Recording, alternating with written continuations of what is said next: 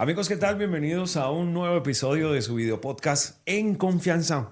Hoy nuevamente desde el departamento de Boyacá contando las historias más interesantes, las historias que nos llegan al corazón y por supuesto estas historias de los personajes más importantes que pasan por aquí, por el centro oriente del país. Con la dirección general de Carlos Alberto Ortiz, yo soy Miguel Leonardo Lizarazo y les damos una cordialísima bienvenida a todos ustedes por estar aquí en nuestro programa, en nuestro video podcast de entrevistas en confianza con los personajes más relevantes cada semana. Agradecemos a todos ustedes los que nos siguen a través de todas las redes sociales, en Instagram, en Facebook, en YouTube y en TikTok. También a todos aquellos que nos ven a través de nuestro canal aliado Teleandina.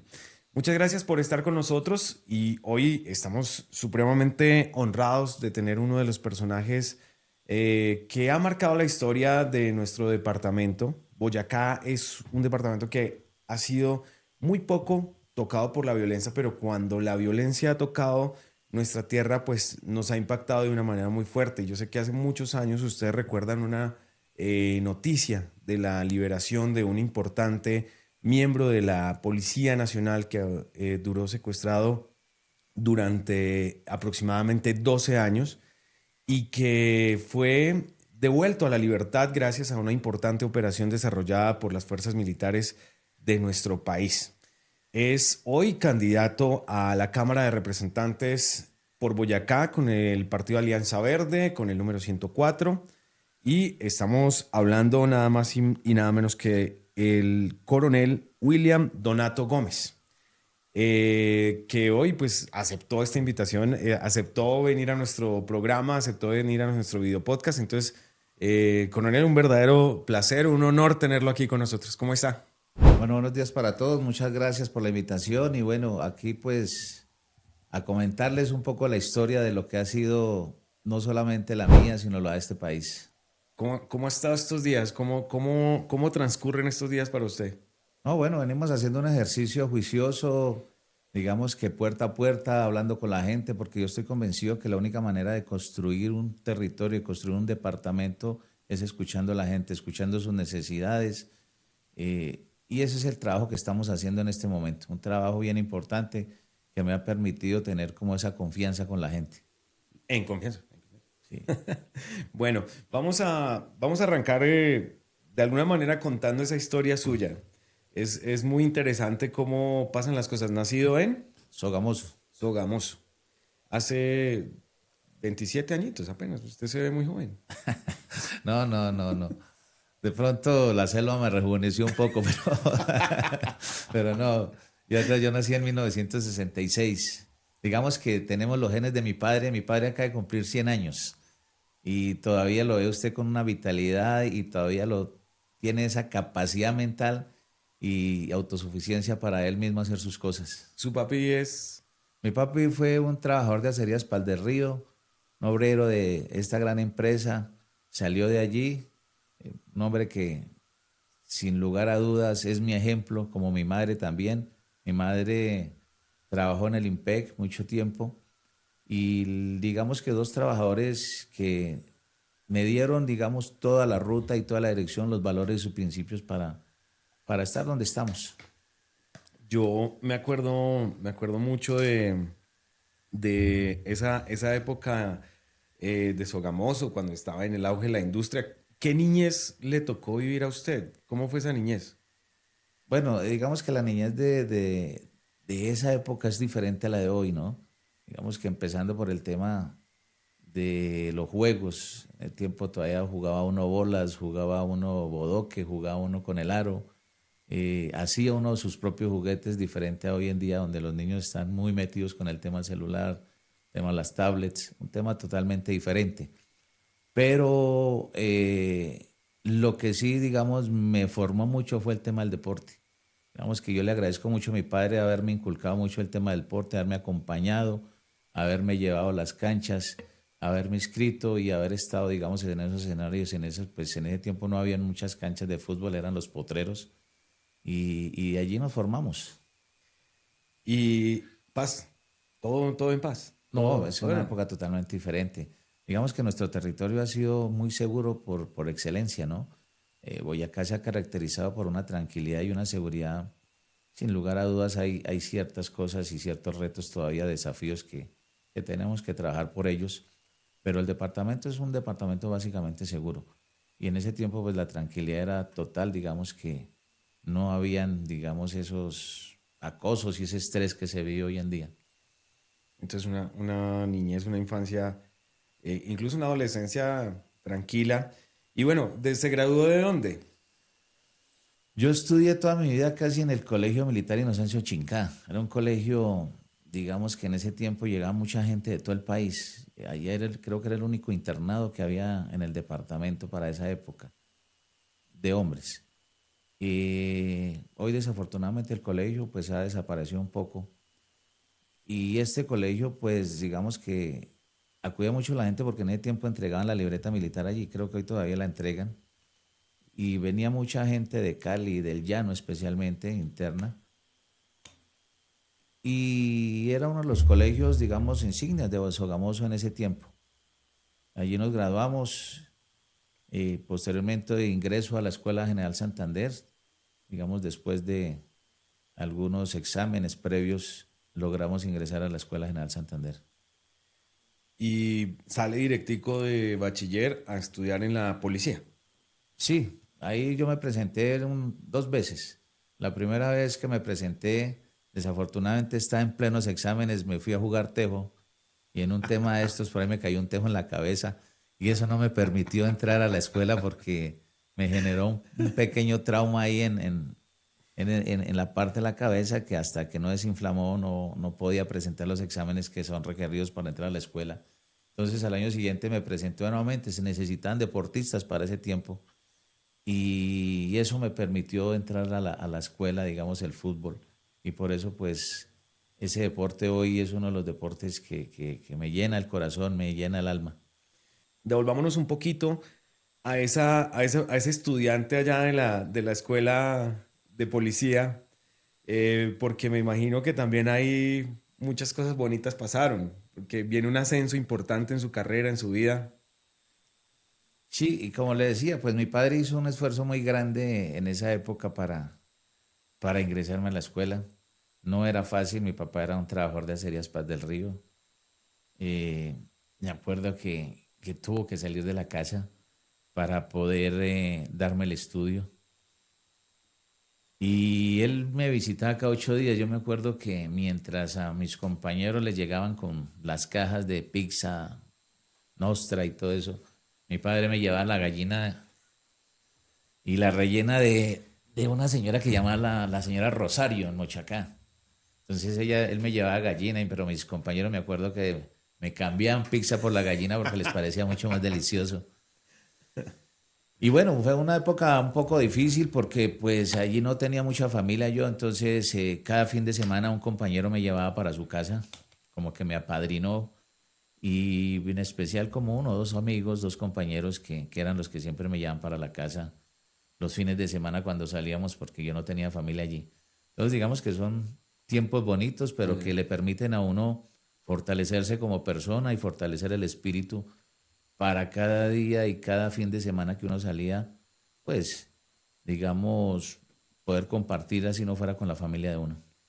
Yo me imagino a esos manes comiéndose su pizza y diciendo, bueno, la pizza, pues que mire este man con esas gallinas o gamoseña que son tan deliciosas. Sí, sí, no, tanto que después ya le decía a mi papá, échese dos gallinitas ahí y empezamos un negocio ahí de gallinas dentro de la escuela. Entonces era algo muy chistoso porque pues claro, pues, llegaban con sus pizzas, sus buenas hamburguesas y mi papá ya con las empanadas, la papa criolla, la rellena y la gallina de allí de Sogamoso ahí en Mochacá y, y la cambiamos, hacíamos el trueque ahí porque los estaban cansados de tanta hamburguesa y la gallina pues en ese tiempo era muy deliciosa ya.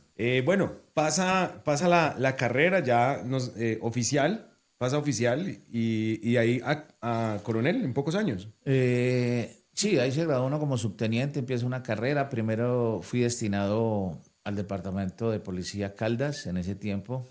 Allí digamos que estuve como 4 años, tuve una época también difícil. En el 94 me emboscaron precisamente para una época de elecciones de presidente. Recuerdo que en ese fue, creo que el presidente Samper, en el 94, si no estoy mal. Y sacando unos votos ahí, 150 votos, que era de un corregimiento, me emboscan, me matan 7 policías. Yo desafortunadamente logré sobrevivir y digamos que fue un tema bien difícil. Después ahí mismo yo era comandante de una contraguerrilla, en ese tiempo llamada Grupos de Reacción y Control. Y también caigo en un retén de la guerrilla, pero también tuvimos unos enfrentamientos. Digamos que fue una época bien difícil porque en ese tiempo estaba incursionando la FARC en el departamento de Policía Caldas y yo era comandante de ese grupo antiguerrilla que existía.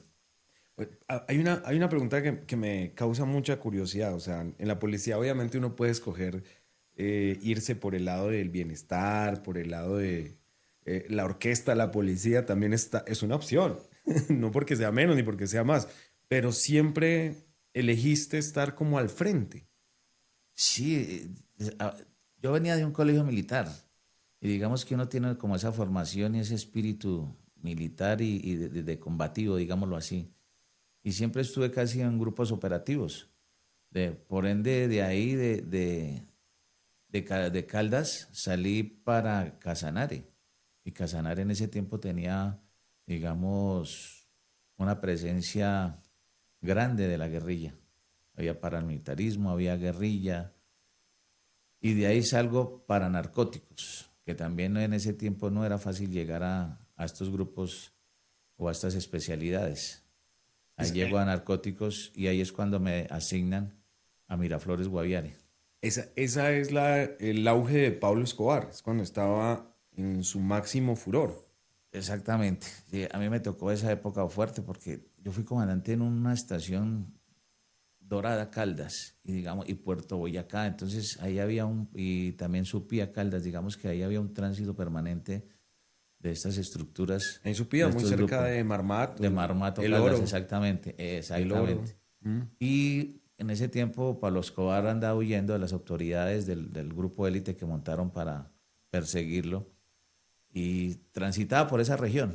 Entonces fue una época difícil, incluso cuando estaban en Dorada, ahí en Honda es cuando logran capturar a quien mató en su momento al alcalde de Puerto Boyacá, que fue una masacre grandísima que hicieron y que también le asignaban la muerte del candidato Galán en su momento.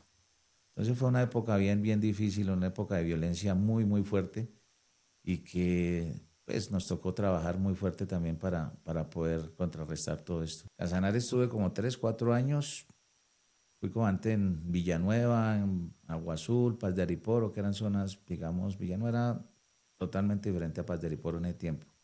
Y de ahí salgo a la dirección de antinarcóticos, de allí me mandan a hacer un curso jungla y de ahí salgo trasladado para Miraflores Guaviare, que en ese tiempo era considerada uno de los territorios donde más había hectáreas de coca. Creo que a nivel mundial era una de las que más presencia tenía grupos armados y lógicamente el tema de droga, de cultivos, Miraflores, Guaviare. Guaviare. Y usted lo desembarcan allá el primer día y usted, bueno, ¿con No, qué? yo llegué un 11 de noviembre, yo cumplí años ese día, me enviaron precisamente en mi cumpleaños, yo llego en un avión de Bogotá a San José de Guaviare. De San José de Guaira tenía que llevarme un helicóptero porque a Miraflores en el tiempo, y todavía creo que no entra, sino solamente era por vía aérea. Y el helicóptero no sé qué le pasó, entonces me tuvieron que enviar en un avión, en un DC-3 de estos que viajaban allá llevando carga. Y yo me acuerdo que yo estaba esperando ahí el avión a que despegara y le estaban haciendo como un mantenimiento. Bueno, terminaron de arreglarlo tipo 3 de la tarde. Nos embarcamos, eso eran cajas, llevaban gallinas, marranos, de todo eso, de esos DC-3 antiguos que son de carga exclusivamente para esos territorios. Y ya llevamos como unos 30, 40 minutos, 50 minutos de vuelo, cuando yo miro que el ayudante, el mecánico empieza a mirar para un lado y eso se secaba la frente, pero que preocupado, y miraba así, pues preciso, creo que se le apagó un motor No. Afortunadamente esos aviones tienen la capacidad y yo miré que el man empezó a botar cajas y botaba cajas, abrió y yo no sabía qué hacer, pues lógico, todo el mundo asustado, desesperado. Y bueno, gracias a Dios el avión pudo aterrizar allá porque inclusive esa era la pista de Miraflores, era la calle principal de Miraflores. No era que hubiera una pista como tal pavimentada ni nada. Inclusive muchas veces los aviones cuando aterrizan muy pesados quedan clavados ahí por cuando llovía mucho, eso se volvía como gredosa la Sí. pista.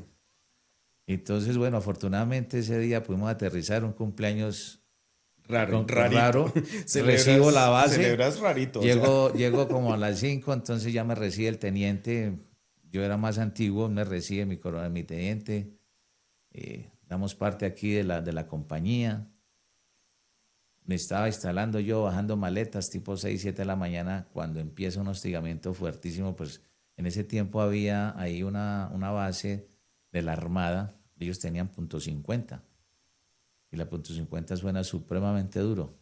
Y como a las 7 empieza un hostigamiento, ya yo no había para dónde correr porque todavía no sabía, no me había instalado en la base como tal. Entonces, ese es un cumpleaños que uno nunca se lo olvidará, ¿no? No, yo Afortunadamente, sí sí. lo prefiero con bengalitas de esas, no, las normales, no de Con punto ponqué, cincuenta. con ponqué, sí. Entonces, pero no, a mí no me olvidará de cumpleaños y ese recibimiento porque, ¿Cuántos años tenía ahí? 30 y... no, yo estaba más pelado, yo estaba como de unos 28 creo 28 años. Sí. ¿Cómo es un día normal en Miraflores? ¿Cómo usted se levanta? Miraflores era sumamente difícil. Nosotros teníamos que tener el control del aeropuerto como tal. Eh, Normalmente se levantaba uno, yo dormía con el uniforme y con botas. Nunca, allá no nos podíamos quitarle el uniforme ni las botas, porque allá el hostigamiento de la guerrilla era a diario. Era a las 3, era a las 5, a las 10 de la noche, a las 2 de la mañana. Se sentaba cuando menos en ese tiempo estaban unos famosos tatucos que creo que todavía los usan, que son como unas granadas artesanales que ellos tienen, ¿sí? Y, y usted estaba durmiendo 10 11 de la noche cuando empezaba el hostigamiento. Entonces le toca a uno con boticas y con uniforme puesto a descansar nomás. Y normalmente transcurría en el control del aeropuerto, hacíamos algunos patrullajes y digamos que allí la base era muy precaria. Allí donde dormían los policías, eso eran en tejas de zinc y la instalación no era en concreto, sino era en madera, estilo, estilo esos resguardos indígenas. Entonces, y ahí compartíamos la base con una del ejército y en la mitad estaba la iglesia. Entonces, ahí entraba, nos tocaba estar muy pendientes siempre de ese tema. Y normalmente, digamos que yo traté como de mejorar ese tema, inclusive no alcancé a inaugurar un comedor que estaba haciendo para mis policías, que empezamos con la ayuda ahí de la alcaldía. Pues la alcaldía no era que ayudara mucho en ese tiempo porque por la presión de la guerrilla era muy fuerte. Pero logramos que el alcalde nos diera ahí unos ladrillos y un cemento y eso para hacer como una especie de buen comedor para que por lo menos tuvieran un poquito de dignidad en el tema de la alimentación nuestros policías. Entonces llegamos al día. Usted ya se siente listo, han pasado muchos años después de su liberación. ¿Usted ya se siente listo para hablar de este tema? Y yo duré como casi un año completo dando charlas, más que todo de resiliencia y digamos de todo el tema de que una persona tiene la capacidad de sobrevivir ante muchas dificultades, porque no es solamente un tema del secuestro, es las dificultades que uno tiene a diario, ¿no? Entonces duramos como un año dando en universidades, en colegios, en empresas, Y charlas de motivación que me permitieron como sacar todo ese dolor y todo esas heridas que van quedando ahí. te secuestran y este secuestro dura 12 años Sí, eso a mí me secuestran el 3 de agosto en en Miraflores. Miraflores. Esto fue una toma que ya está anunciada. Tanto que pues yo estoy escribiendo ahorita mi libro porque eh, empecé a escribir y he ido escribiendo, digamos, paulatinamente, despacio, recordando porque eh, yo tenía unas memorias, pero el día del rescate se me perdieron esos cuadernos. Entonces hemos tratado como empezar nuevamente a recuperar. Y esta toma fue una toma anunciada. En la revista Semana salió un mes antes qué se está haciendo para evitar la toma de Miraflores. 15 días antes de la toma entrevistaron al director de antinarcóticos de ese tiempo y él manifestaba que habían enviado ya junglas y todo, cuando eso fue mentiras. Entonces fue una toma súper anunciada donde pues prácticamente nos dejaron a la merced, nos dejaron allí prácticamente a que nosotros enfrentáramos estos grupos que entraron. Y me acuerdo tanto que pues la toma era tan anunciada que ese día pues todo el mundo empezó a sacar camas, televisores, todos sus enseres y pasaban por el frente de la base con eso. Entonces eso fue como un anuncio de que ya iba a ser eso, porque pues no se había visto eso hasta el momento. Siempre hacía hostigamiento, pero la gente nunca había tomado como esa decisión que vimos ese día. Hacia las 6 de la tarde, eh, yo le había dicho al capitán, porque ahí compartíamos, como le decía, con el ejército, le dije, mi capitán, hay una información de que la guerrilla ya nos tiene rodeados. ¿Usted cómo sabe? Me dijo mi capitán. Yo le dije, mire, mi capitán, hoy una señora me citó en la iglesia. Yo llegué a rezar ahí, la señora llegó ahí detrásito y se puso a rezar. Y me dijo, teniente, si no quiere que los maten, váyase hoy mismo en un avión. Pero pues uno, ¿cómo abandonaba la base? Me dijo, esto está lleno de guerrilla, han llegado lanchas, bongos. Bongos son unos barcos grandísimos y está lleno de guerrilla alrededor, al otro lado del río está lleno de guerrilla. Y yo le informé a mi capitán eso. Mi capitán ordena, el del ejército, que se haga como un descubrimiento selva adentro, ¿sí? Como a las 6:30, esa gente que entró con el teniente, que eran como unos 80, 90, los emboscan. Dura el combate como unas 2 horas. Yo saco a mi gente alrededor del pueblo y tratamos de contener. Ya como a las 9 ya el teniente perdió toda comunicación, entonces nos dimos cuenta, entonces yo traté de ir a apoyar, pero entonces me llaman de Bogotá y me dicen, no vaya a salir hacia la selva porque está inundado de guerrilla, ya los interceptamos, les tienen una emboscada. Entonces ahí lo que decido yo es ingresar nuevamente mi gente y meterla dentro de la base, eso era una base muy grande, meterla en las trincheras ya las teníamos arregladas y nos ubicamos allí. Yo entro a la oficina mía, que era una oficinita que teníamos ahí, que era la única que había como en cemento y ladrillo, porque allí tenía en ese tiempo un teléfono satelital, que era el que nos permitía comunicarnos a nosotros. Entro con los oficiales, doy unas órdenes muy claras y a dos pelados, dos muchachos muy jóvenes, 18, 19 años, les pido el favor que me saquen el satelital y lo para la cena. Yo salgo y cuando salgo cae el primer cilindro.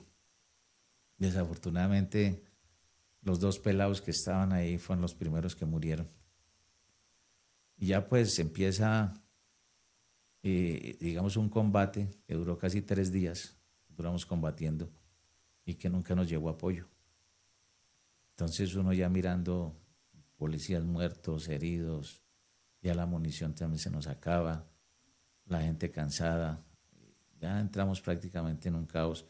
Yo, yo el segundo día trato de pasarme allá a un búnker, ahí cae un cilindro y eso explota. Y afortunadamente ese búnker está muy bien construido y no permitió pues que nos matara, pero sí quedamos mal. O sea, perdí el control, mejor dicho, porque no sabía dónde el bombazo fue tan fuerte que yo no sabía ni dónde era. Entonces ahí se empieza a perder el control y ya la guerrilla pues entra por todo lado y ya empieza a secuestrar y a coger la gente que estamos ahí. Yo estaba tratando de pasarme a otra base. Ahí secuestran ya a un sargento. El sargento dice, no, el comandante estaba por esa trinchera. Entonces ahí ya me cogen a mí y me llevan ya a donde el comandante que está dirigiendo esa operación de la guerrilla. Cómo es ese primer día de estar secuestrado? Y a mí me cogen ahí donde le digo, me quitan el fusil que yo ya lo había desarmado, le había quitado las partes principales para que no sirviera. Me quitan los papeles, la cadena, un reloj, como cualquier delincuente, y me llevan hacia el comandante que está dirigiendo esa operación, que era un alias Urias. Entonces los guerrilleros le dicen, aquí está el comandante. Yo lo que hice fue alzar las manos y le dije, si me van a matar, maten. Porque yo venía leyendo un libro de la toma de las delicias y lo tenía ahí en mi cama y lo venía leyendo, que había sido una toma que se había hecho con anterioridad en las delicias y donde matan al capitán. Y en el libro pues mostraban cómo habían torturado al capitán y cómo lo habían casi que crucificado en ese tiempo, es porque pues esa era como la modalidad de ellos en ese tiempo para mostrar el terror. Entonces yo me imaginaba en esas condiciones y yo por le dije, si me van a matar, máteme. Tanto pues que yo pensé salir corriendo y más bien que me mataran y no exponerme a ese tipo de torturas que yo ya estaba leyendo en el libro. Y bueno, ya el hombre me dice, no, aquí no vamos a matar a nadie, aquí los necesitamos para otros temas. Vayan, les dan allá gaseosa, entonces allá ya están los del ejército que les comento que han entrado habían secuestrado ya, y otro grupo de gente que fueron recogiendo ahí en los puntos que teníamos como de defensa. ¿Qué pasaba con las ayudas? Con No, nunca pudieron aterrizar. Es que, por eso le digo que Miraflores, además del control de narcotráfico, nosotros teníamos allí el cuidado de una especie de bomba, que era donde estaba el combustible, porque en ese tiempo los helicópteros no tenían la capacidad de vuelo de ir de Miraflores a San José.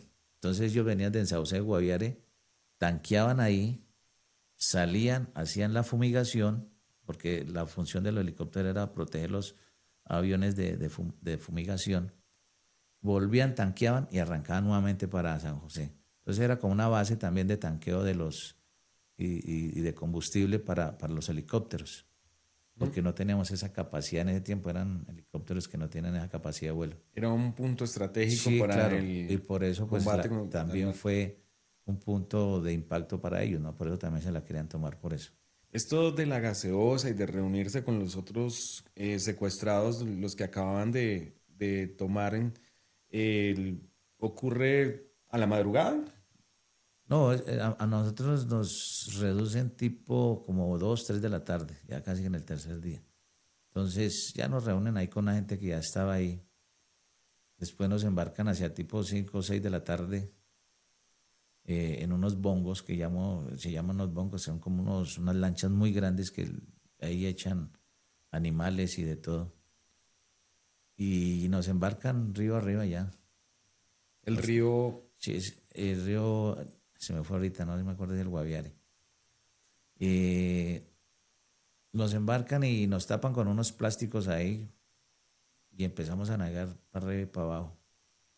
Ya como el tercer día nos sacan del bongo y ya nos instalan en un campamento. ¿puede uno, por ejemplo, dormir en una situación así? No, nada, no, ¿Usted no. iba despierto todo el tiempo? No, yo iba despierto y como pues llorando, ¿no? De todos los muertos, de los heridos, de sentirse uno como incapaz de tanto, después de tanta lucha, 2, 3 días y que no nos hubiera llegado apoyo, que no nos hubiera llegado refuerzo, que era una toma que se había anunciado. Entonces, es duro. ¿Cómo podría resumir usted esos 12 años? Bueno, son 12 años de una experiencia muy, muy fuerte, muy dolorosa, que deja cicatrices que uno cree que no van a cicatrizar seguramente, pero que también le deja a uno algunas experiencias y aprende a valorar uno muchas cosas, ¿no? El tema de la libertad, de la vida, de las pequeñas cositas que a veces uno hoy en día las desecha, pero también entender lo que mucha gente vive, man. Cuando usted no tiene esa posibilidad de tener un médico en unas circunstancias de esas, uno también se imagina la gente que hoy no tiene la posibilidad de llevar a su hijo porque no tiene condiciones, no tiene a veces el dinero para poderlo llevar, cuando usted está aguantando hambre 1, 2, 3 días, cuando usted tiene que dormir en el piso, casi que dormimos casi 2, 3 años así, porque después nos dieron unas hamacas y después nos acomodaron unas camas. pero fue mucho el tiempo que durmamos en cama.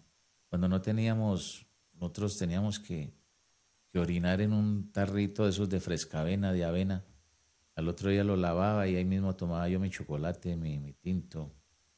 Duramos casi 3, 4 meses lavándonos los dientes, 1, 2, 3 con el mismo cepillo. Entonces, todo eso hace que hoy en día uno no sea indiferente, no sea indiferente ante las situaciones que vive la gente. Y eso me hizo ser mejor persona. Uno trata de mostrar mucha fortaleza, porque digamos que yo después de eso seguí en la policía, ¿sí? Y a mí a veces me dice, coronel, sonría, usted es muy serio. Pero yo creo que es también como el tema de haber vivido todo esto, ¿no? Y yo creo que en cautiverio si le saca a uno una sonrisa a alguien es muy difícil. Entonces vive uno permanentemente con esa cara de estrés, de amargado, Sí. de estar viviendo uno, porque cuando pasa 1 año, 2 años, 3, 4, 5 y usted no ve futuro de libertad, 8, 9 años, 2 mundiales, 2 presidentes y usted no veía nada, pues uno, la cara creo que se acostumbra a tener esa facción, ¿no? Por qué se extiende tanto tiempo su secuestro? En ese tiempo la guerrilla estaba buscando un tema de intercambio humanitario que ellos querían hacer, que era como un intercambio de prisioneros, porque el presidente de esa época se comprometió, el que entró cuando la zona de extensión, a hacer un intercambio de guerrilleros que estaban en cárceles por secuestrados, Militares. militares que estaban secuestrados. Entonces, eso nunca se dio. Entonces ya entra el presidente Uribe y él pues tampoco permitió eso porque en el fondo lo que la guerrilla quería era tener un tema que se llamaba estatus de beligerancia, que era como intercambiar personas legalmente constituidas de un ejército con guerrilleros que están en las cárceles. Y digamos que ese tipo de estatus de beligerancia solo se puede dar entre ejércitos legalmente constituidos. Y era lo que la guerrilla estaba buscando precisamente en esa época. Ser reconocida como un ejército más dentro del Estado colombiano. Entonces, pues eso nunca se dio. Entonces fueron los 4 años que trataron de hacer proceso de paz con este señor Pastrana. Y después entra el presidente Uribe, que entra con mano fuerte a tratar de derrotar la guerrilla, debilitarla. Entonces fueron esos 8 años, 2 y 4, 12 años. Mientras esos 12 años, ¿qué sabía usted de su familia? A nosotros, los primeros 4 meses fue difícil porque en la revista Semana, en El Tiempo, en El Espectador, a mí me dan por muerto. En la revista Semana me llegó una vez como al mes de la toma y ahí decía los oficiales muertos en combate. Entonces aparecía la foto mía ahí muerta. Entonces yo me imaginaba a mi papá, a mi mamá, mirando esa foto en la revista Semana que yo estaba muerto. En otra decían que me habían sacado herido en un avión de la Cruz Roja. Bueno, eso fue una confusión total. Entonces, para mis padres debió haber sido muy duro. Y yo pensaba eran ellos, ¿sí? Porque pues uno sabe que está vivo, pero ellos no sabían. Y digamos que ese tema es lo que lo hace a uno de gran, digamos, tener más sufrimiento, que los padres no sepan en qué situación está uno. Y ahí hay como ese doble sufrimiento, el que vive uno por los papás y el que está viviendo uno ahí. ¿Qué lo mantenía fuerte? No, siempre, digamos que el deseo de volver a estar uno con la familia, ¿no? Yo creo que la familia es como el eje central en esto. Eh, pero yo siempre lo he dicho, yo creo que todo el mundo tenemos problemas en la vida. Unos lo tendrán económicos, otros sentimental, otros físicos. Y la vida es de eso, de problemas, de dificultades, de situaciones difíciles, de obstáculos. Pero siempre cada persona tiene como una capacidad de sobreponerse ante todo eso. Es un tema de actitud, es un tema de salir adelante por algo o por alguien. Uno tiene que aferrarse a eso. Y yo creo que siempre me aferré al volver a estar y compartir con mi familia, con mis amigos, volver a estar aquí en mi tierra. Y por ende, si ustedes escuchan ahí en YouTube, en el recibimiento que me hicieron aquí en Boyacá, lo primero que manifiesto es eso, que yo siempre llevé mi departamento y mi gente en el corazón y que todas esas marchas, todas esas protestas, todas esas misas que hizo la gente, todas esas caminatas que hicieron por mí, me permitían, digamos, tener energía y decir hay que salir adelante para poderle agradecer a toda esa gente que me apoyó y acompañó a mis papás en esos momentos difíciles. La operación Camaleón es donde a usted lo rescatan y lo traen de nuevo aquí a a la tierrita. ¿El momento más feliz de su vida?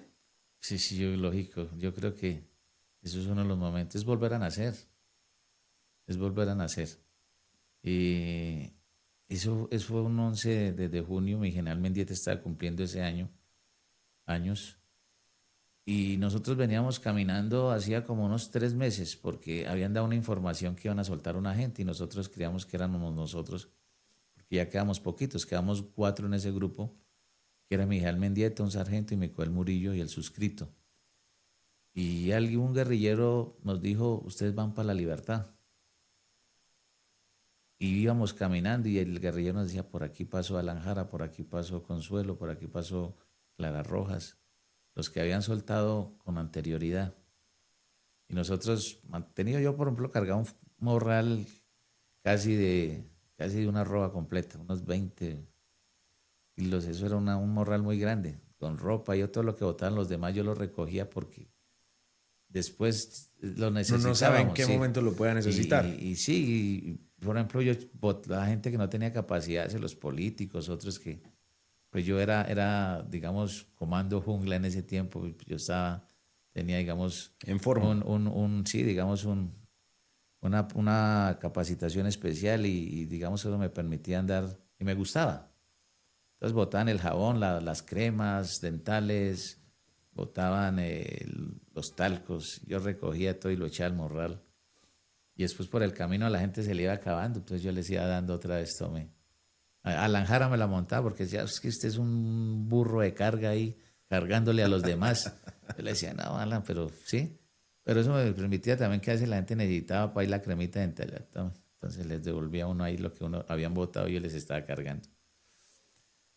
Y digamos que sí, ese día estaba cumpliendo años mi general y nosotros veníamos, pero ya no quedamos sino 4 y cuando nos dijeron, no, que van para la libertad, pucha, nosotros empezamos a botar ropa, pues ya nos llevamos para la libertad. Terminamos quedándonos como con una muda, 2 mudas, ¿no?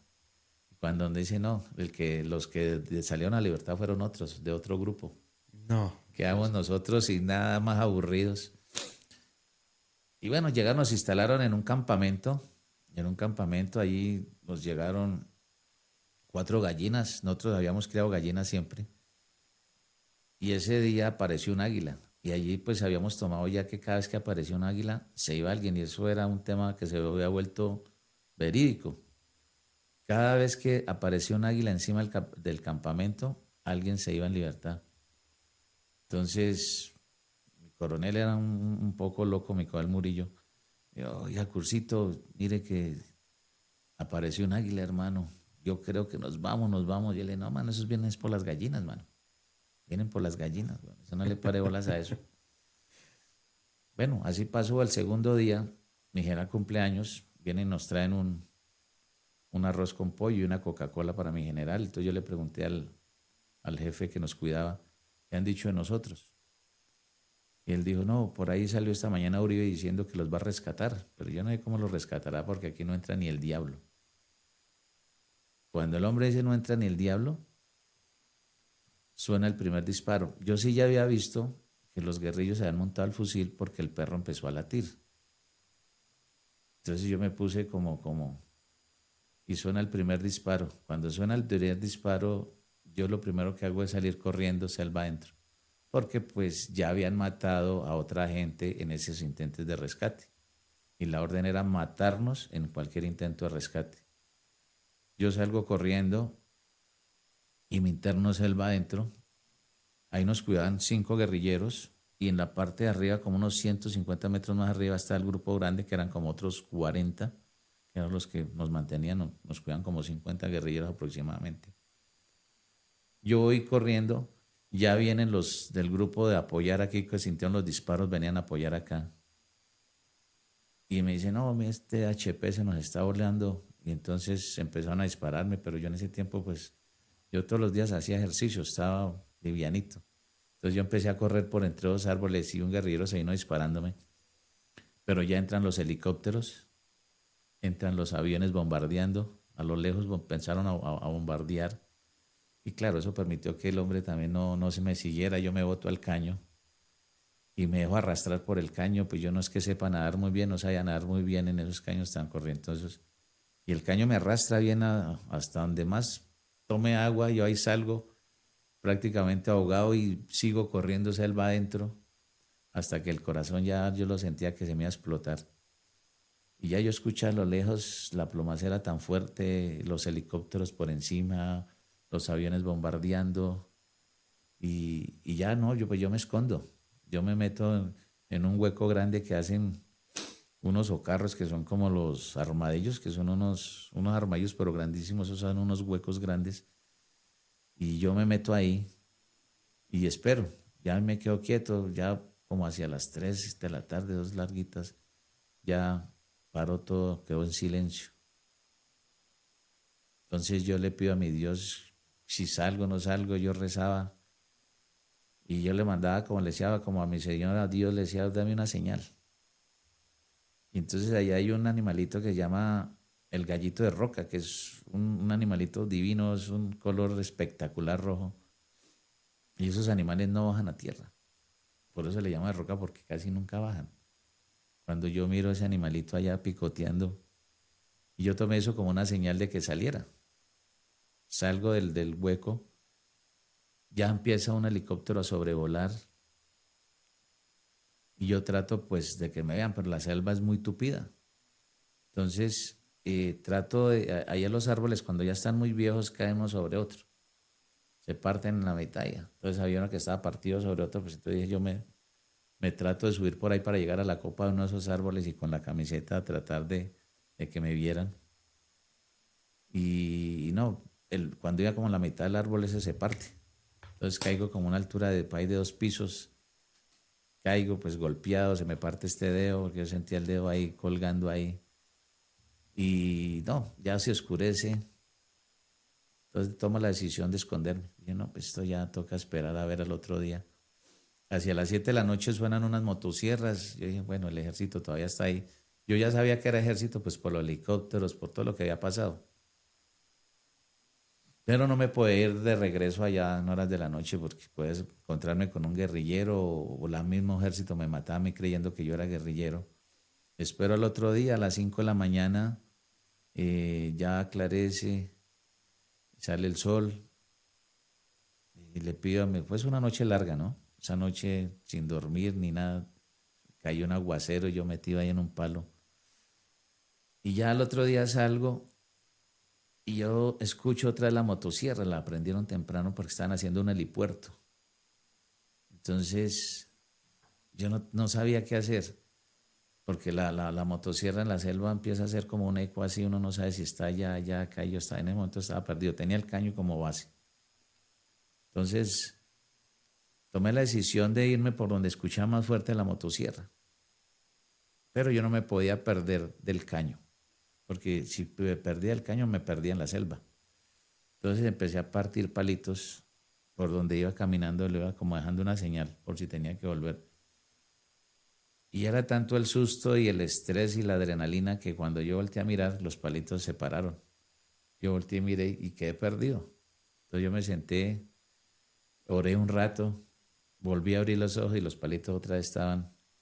Yo tomé eso como una señal. Me devolví por el río otra vez, río arriba, por donde me había venido, pues.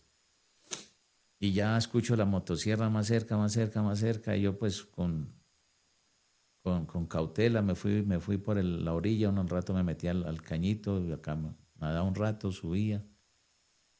Y ya cuando estaba cerca, pues yo salgo y empiezo a gritar, aquí estoy. Nadie me escuchó. Me interné un poquito más allá y grité durísimo, aquí estoy, pero escondido, no a la cara.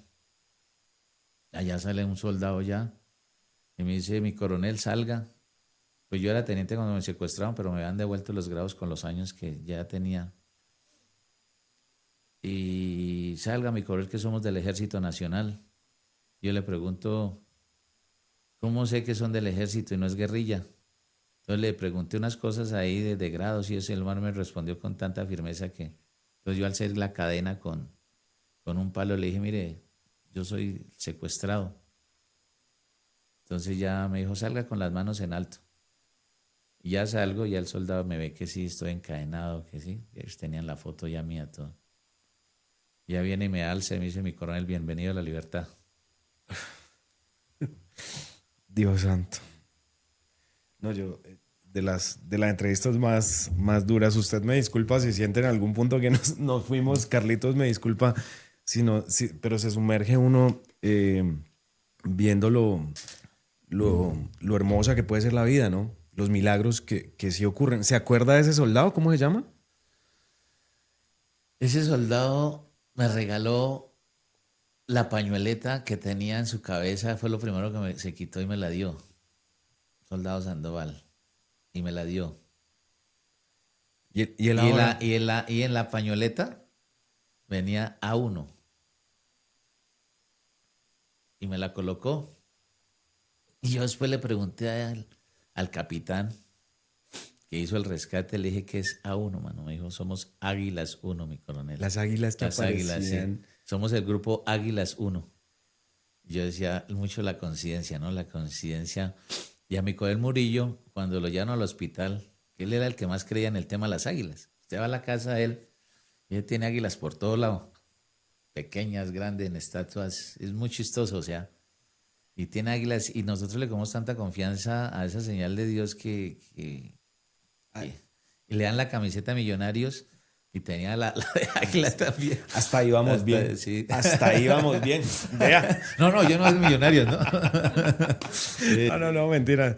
Es que este tema. Gratitud inmensa a Millonarios, porque ellos siempre mantuvieron la foto de nosotros en la barra brava, siempre estuvieron las fotos de nosotros y por eso cuando en alguna vez el Paché nos invitó a un partido, porque alguna vez mandamos una carta al Paché Andrade, de agradecimiento, porque él siempre empezaba las transmisiones de los partidos y un saludo para nuestros secuestrados y ojalá pronto estén en libertad. Entonces eso siempre Escuchaban los partidos. nos daban la posibilidad, teníamos un radiecito, entonces allá mandamos una antena que era de ese, con lo que brillan las, Esponjilla. pero esa esponjilla que se puede soltar.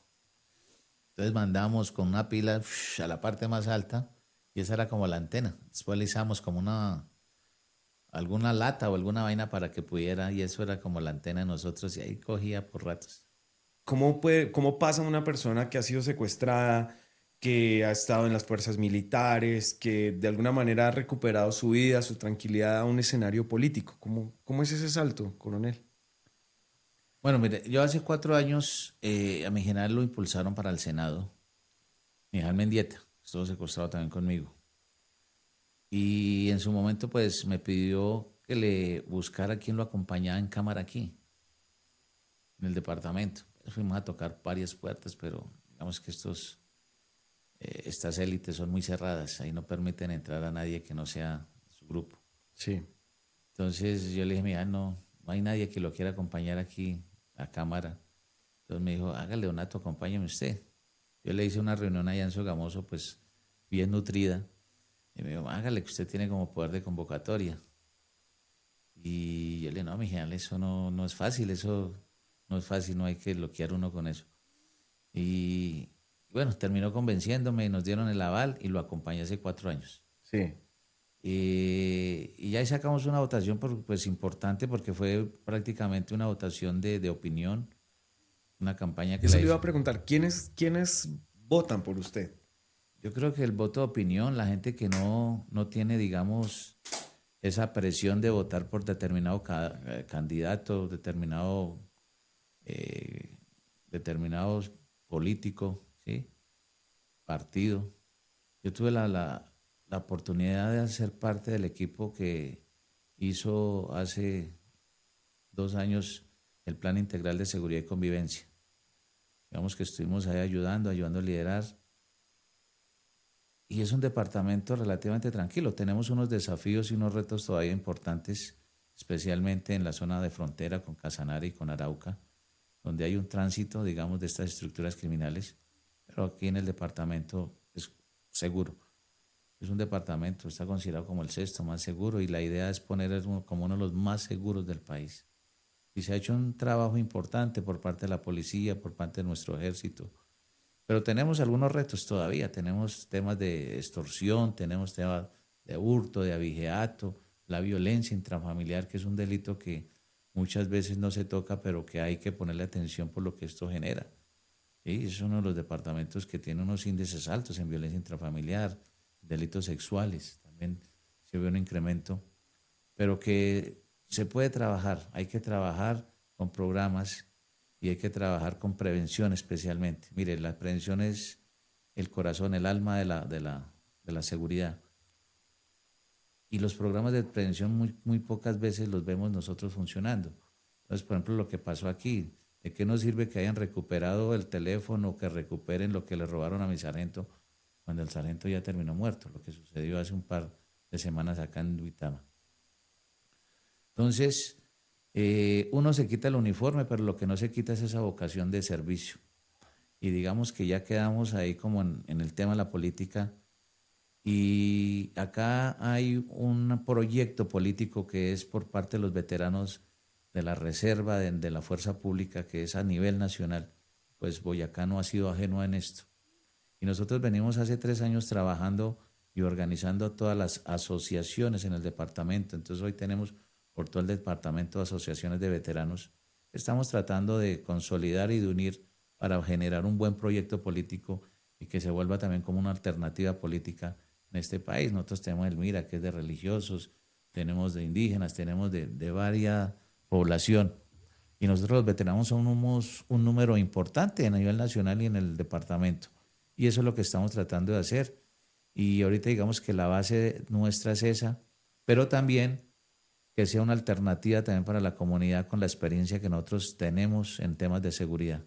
No, coronel, y es que hay seguridad, hay prevención y llega el turismo, llega la platica, ¿no? La seguridad es la base de todo, mano. Si hay seguridad, hay desarrollo, si hay desarrollo, hay empleo, hay oportunidades, hay turismo. Un departamento, un municipio que no tenga seguridad es un departamento que no puede tener turismo. Y mire, yo siempre lo coloco como ejemplo. Europa, yo tuve la oportunidad de ser agregado de policía en Francia un año, estuve en Chile estudiando un año también seguridad y por eso aquí a nivel Sudamérica Chile es el referente en seguridad. Y en Europa el fuerte de ellos es el tema del turismo, pero allí usted encuentra una seguridad que es casi imposible que una mosca no se mueva allí si no lo detecta. Entonces tuve la oportunidad, por ejemplo, de conocer los centros de despachos, de monitoreo de toda la ciudad de París, por ejemplo. Y eso es impresionante. En París tiene como tres, ¿no? Arriba, el subterráneo, el bus, de los trenes que son los de barrio y los de abajo que son los nacionales. Entonces es una ciudad y todo se monitorea desde ahí. El tema de seguridad tiene como dos líneas, ¿no? La objetiva y la subjetiva, la que llamamos nosotros la real, la de estadística, las de índices, y la otra que es de percepción. Si nosotros miramos los índices y las estadísticas del departamento, se mejoró. Por ejemplo, el tema del homicidio mejoró circunstancialmente este año que pasó relacionado con el tema anterior, con el año anterior, perdón. Pero la percepción no mejora. Y no mejora precisamente porque es supremamente difícil de mejorar esa percepción. Y esa percepción se mejora cuando el policía está más cercano a la comunidad, cuando lo atiende, cuando va de buena manera, que si usted tiene un llamado, pues llega inmediatamente. Pero para eso tenemos que mejorar en muchas cosas. Acá la policía está trabajando con las uñas. Acá usted mira Duitama, ¿cuántas cámaras tiene Duitama? Creo que 50 cámaras, pero ya mire cuántas están funcionando. Sogamoso tiene cámaras, pero también están de adorno en los postas. Entonces, estamos trabajando sin cámaras. Y la tecnología no reemplaza al policía, pero sí es algo que nos ayuda a prevenir, que nos ayuda a generar confianza y que nos permite reaccionar prácticamente a veces de forma inmediata cuando está conectada con un buen centro de despacho. Esto que pasó en el batallón en Tunja, ya para el cierre, coronel, ¿esto qué es? La primera vez que en Boyacá atentan contra una institución, un batallón, un fuerte militar, por decir el más importante del departamento, sin demeritar los demás. Pero esta instalación militar es importante y es clave para Colombia y para el departamento. ¿Qué pasó ahí? Mire, esto es un tema que fue como más de impacto. Si ustedes se acuerdan, el presidente había llegado aquí cuando vino aquí no me ¿Paipa acuerdo, fue? sí, aquí antes de Tunja. Eh, y él dijo que le gustaría vivir en Tunja porque era uno de los municipios, una de las ciudades más seguras del país. Y efectivamente, Tunja viene con unos índices de homicidio, por ejemplo, que habían bajado de una manera muy, muy buena. Entonces, hasta esa época llevan 4 homicidios cuando el año anterior llevaban como 12. Pues venían con un descenso en el tema homicidio. Y es que normalmente el tema de seguridad está muy ligada con el tema de los homicidios porque es lo que genera impacto. Hurtos hay todos los días y mucha gente a veces no los denuncia, ¿sí? Pero cuando hay un homicidio como el que sucedió aquí en Duitama, eso genera un pánico, un temor y un terror en la ciudad que genera un impacto. Entonces, cuando él dijo eso, y además pues también digamos que eh, el gobernador también ha dicho que Que Boyacá estaba está muy muy tranquilo segura. todo. Y es que era cierto, es que es cierto. O Sí. sea, él no lo O decía sea, por... enviamos el mensaje Sí, equivocado. claro, pero entonces ahí lo que genera, la guerrilla dice, bueno, están muy seguros, para nosotros no hay de seguridad. Entonces fue un tema más de impacto Mm. que realmente que hay una presencia acá. ¿Cuál es el momento más emocionante de toda su carrera en la fuerza pública? Mi libertad. ¿Qué lo hace sentir más orgulloso de haber servido a este país? Y haber estado 30 años al servicio de mi país. Haber entregado su Haber vida. entregado todo un sacrificio. ¿Cuál es el consejo más importante que le daría a un joven que esté iniciando su vida de servicio al país? Disciplina, actitud, lealtad. ¿Qué le gustaría hacer en su tiempo libre ahora que ya no está, digamos, como tanto en la función? Compartir con mis hijos. ¿Cuál es el mayor mito que hay sobre usted? Que soy muy bravo. Todo el mundo que me pone mira la cara y dice, Sí, ese man es muy bravo, la misma sí. familia a veces. Pero ya cuando comparten conmigo ya cambian. ¿Qué lo hace sentir más vivo? Eh, Mire, yo hay algo, me siento muy vivo, es poder compartir con mi padre que tiene 100 años. Entonces cuando yo lo miro a él y esto, y yo estoy en una posición, digo, oiga, qué emocionante poder estar uno con él, ¿no? Sentir esa emoción. ¿Qué le dice a los ciudadanos que lo admiran? No, yo lo que tengo es gratitud por todo mi departamento, por toda la gente que siempre me acompañó y que cada vez que yo salgo a un lado me dice mi Coel, yo por usted oré muchas veces, lo quería conocer y ahorita que estoy haciendo el ejercicio, que estoy llegando a muchas casas puerta a puerta, no me preguntan qué voy a hacer por el departamento, me preguntan temas del secuestro y cómo resistí eso porque de pronto transmite, digamos, un mensaje, ¿no?